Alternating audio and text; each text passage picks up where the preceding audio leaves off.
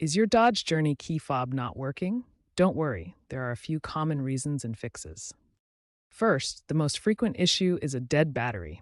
The Dodge Journey key fob uses a CR2032 battery, easily replaceable. Easily replaceable by prying open the fob with a small screwdriver, replacing the battery positive side up, and snapping it back together. New batteries cost only $5–10. If a battery change doesn't work, the fob may need to be reprogrammed.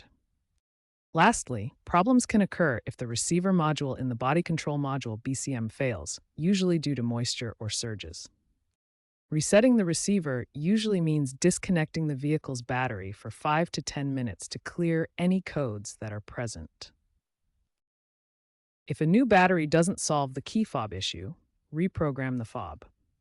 For 2009-2018 Dodge Journey models, insert the key into the ignition and turn it to the on-run position 10 times within 10 seconds without starting the engine. Then press the lock or unlock button on the fob. In some cases, if reprogramming doesn't work, the receiver module may have glitched. Reset it by disconnecting the vehicle's battery for 5 to 10 minutes to clear any codes. If these steps fail, inspect the BCM wiring for corrosion or consult a mechanic, as the BCM itself might have failed.